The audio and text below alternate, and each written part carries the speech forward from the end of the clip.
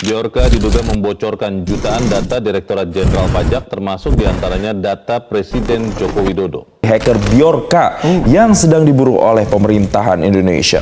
Bjorka serta pembentukan tim khusus mengatasi kasus ini, sebenarnya bagaimana sistem keamanan siber Indonesia?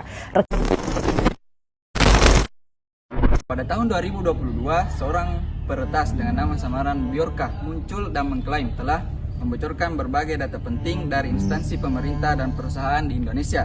Kasus ini menjadi salah satu insiden keamanan cyber terbesar di Indonesia, memicu perhatian publik serta reaksi dari pemerintah. Bjorka tidak hanya membocorkan data, tetapi juga melakukan aksi yang berani seperti menjual data warga negara Indonesia di forum dark web dan mengungkap data pejabat tinggi negara dan mengkritik pemerintah terkait lemahnya sistem keamanan cyber. Tindak pidana yang dilakukan yang itu adalah Bjorka melakukan beberapa tindakan yang melanggar hukum. Di antaranya, yang pertama itu pembobolan dan penyerahan data pribadi, membocorkan data 1,3 miliar pengguna SIM card dan KPU dan informasi pribadi pejabat negara. Yang kedua, perdagangan data di dark web, menjual data pengguna secara ilegal yang dapat digunakan untuk kejahatan seperti phishing, penipuan atau pencurian identitas. Yang ketiga, peretasan sistem pemerintah dan swasta. Bjorka mengklaim telah memperoleh akses ke sistem internal beberapa instansi dan perusahaan di Indonesia. Yang keempat itu penyebaran informasi rahasia negara, bocoran dokumen terkait surat menyurat Presiden Jokowi menimbulkan potensi ancaman terhadap keamanan nasional. Metode dan teknik peretasan. Bjorka menggunakan berbagai teknik untuk mendapatkan data, termasuk 1. Eksploitasi celah keamanan, menggunakan kebocoran data lama untuk menemukan informasi sensitif baru, menargetkan sistem pemerintah atau perusahaan yang memiliki sistem keamanan lemah. 2. Web scraping dan open source intelligence, mengumpulkan data dari berbagai sumber publik seperti media sosial, database bocor sebelumnya, dan informasi yang bisa diakses publik. Kemudian pembelian data di dark web. Bjorka kemungkinan juga membeli data dari peretas lain dan menggabungkannya untuk memperkuat klaimnya. Dampak kebocoran data. Pertama, dampak bagi masyarakat umum, yaitu risiko penipuan, penyalahgunaan identitas, dan pencurian data pribadi meningkat. Data seperti nomor telepon, alamat email, dan riwayat pencarian internet bisa digunakan untuk scamming dan phishing. 2. Dampak bagi pemerintah. Kredibilitas dan kepercayaan publik menurun karena dianggap gagal melindungi data warganya. Kelemahan dalam sistem keamanan siber Indonesia semakin terbuka. 3. Dampak bagi sektor bisnis dan telekomunikasi. Operator seluler, penyediaan layanan internet, dan lembaga lain menjadi target kritis karena sistem mereka dianggap bocor, serta pelanggaran regulasi bisa menyebabkan tuntutan hukum terhadap perusahaan yang lalai dalam menjaga keamanan data. Implikasi hukum dan tantangan penegakan dari kasus Bjorka. Yang pertama, kesulitan identifikasi pelaku. Hingga kini, identitas asli Bjorka belum diketahui, sehingga sulit untuk melakukan penegakan hukum. Yang kedua, kurangnya keamanan data di Indonesia. Banyak instansi pemerintah dan perusahaan yang masih memiliki sistem keamanan lemah yang memungkinkan peretasan terjadi. Yang ketiga atau yang terakhir yaitu kolaborasi internasional. Karena kejahatan cyber bersifat lintas batas, pemerintah Indonesia harus bekerja sama dengan Interpol dan organisasi keamanan cyber global. Dari perspektif hukum telematika, tindakan Bjorka melanggar beberapa regulasi penting di Indonesia, yaitu 1. Undang-Undang Informasi dan Transaksi Elektronik atau Undang-Undang ITE, Undang-Undang Nomor 19 Tahun 2016. Pasal 30. Akses ilegal ke sistem elektronik. Setiap orang yang dengan sengaja dan tanpa hak mengakses sistem elektronik milik orang lain, ancaman hukuman 6 tahun penjara atau denda hingga 600 juta. Pasal 32. Perubahan, penghapusan, dan pencurian data elektronik. setiap orang yang dengan sengaja tanpa hak melakukan intersepsi atau pengambilan data milik orang lain, ancaman hukuman 8 tahun penjara atau hingga 2 miliar. Pasal 46, serangan terhadap sistem elektronik negara.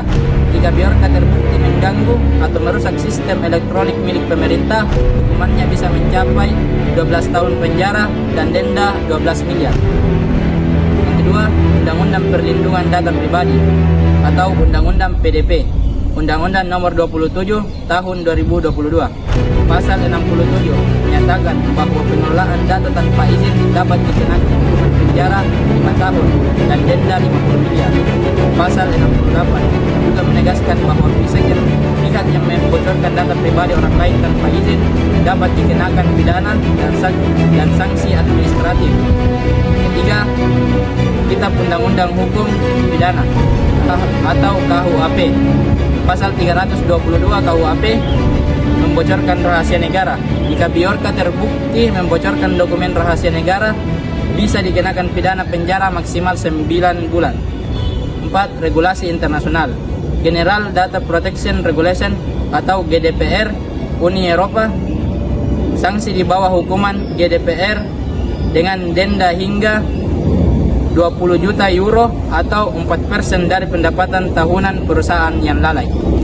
Nah, adapun respon pemerintah yang pertama itu, Satgas Khusus Keamanan Cyber dibentuk untuk meningkatkan perlindungan data.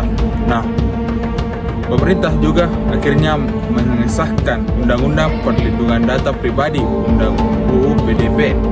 Nah, blokir dan pengawasan lebih ketat terhadap forum dark web yang sebelumnya tidak pernah diperhatikan dan situs yang menjual data. Nah, untuk respon penegakan hukum, yang pertama itu polisi menangkap seorang pemuda di Madiun yang dituduh sebagai biorka, tetapi ternyata tidak ada bukti yang kuat. Hingga saat ini identitas asli biorka masih belum diketahui. Nah, untuk pelajaran yang bisa dipetik teman-teman, yang pertama itu keamanan data Indonesia masih lemah. Banyak institusi belum memiliki sistem keamanan yang cukup kuat untuk melindungi data pribadi.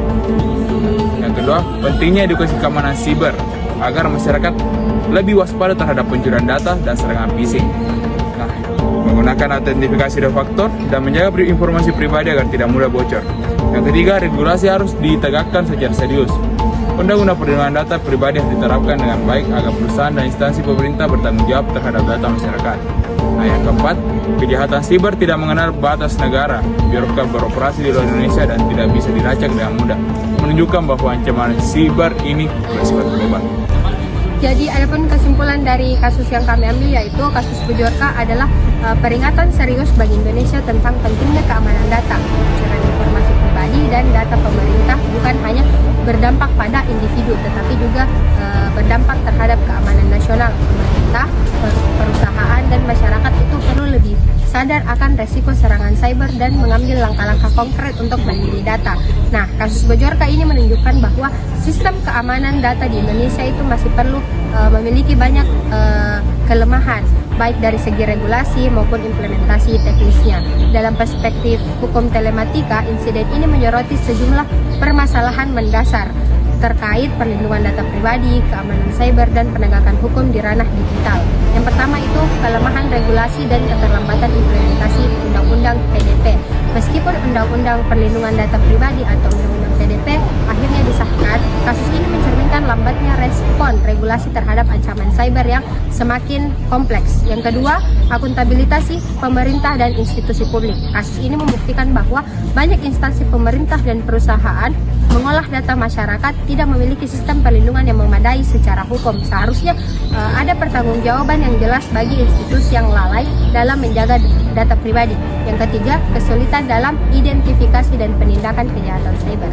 Biorka beroperasi secara anonim dan sulit dilacak, menunjukkan bahwa sistem hukum telematika Indonesia belum cukup kuat untuk menangani ancaman cyber lintas negara.